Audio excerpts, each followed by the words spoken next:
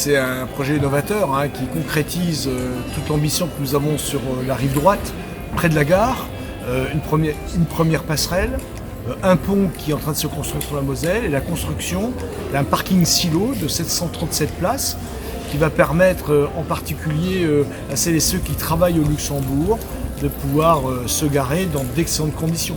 Mais au-delà, c'est véritablement l'amplification de l'urbanisation sur la rive droite et qui va permettre à Thionville effectivement de gagner des habitants, de gagner en attractivité et de se développer sur un territoire qui jusqu'à maintenant avait été un territoire non urbanisé en grande partie, puisqu'il y avait un petit peu d'urbanisation. Ce qui est très intéressant, c'est que ce parking silo est cofinancé par l'État luxembourgeois. Ça rentre dans les accords de la conférence intergouvernementale de mars 2018, mais aussi par l'État, à travers le Front Friche, et bien sûr par la région.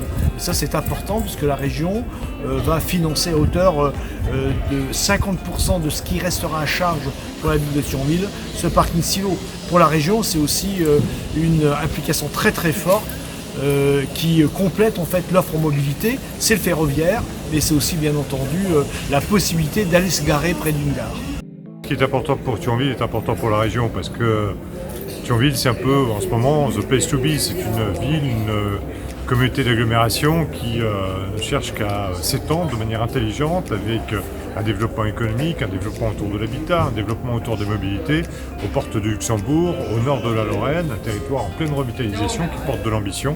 Et moi je suis à fond aujourd'hui derrière Pierre Cuny, derrière Michel Licotte, qui porte un projet véritablement intéressant, passionnant et qui peut venir aussi concurrencer nos amis du Luxembourg. C'est un projet important qui intègre effectivement les 7 grands projets de Thionville 2030. C'est rive droite, c'est rive gauche, c'est l'action au cœur de ville, c'est les 2 quartiers en rue. Donc c'est véritablement l'impulsion très forte qui est donnée.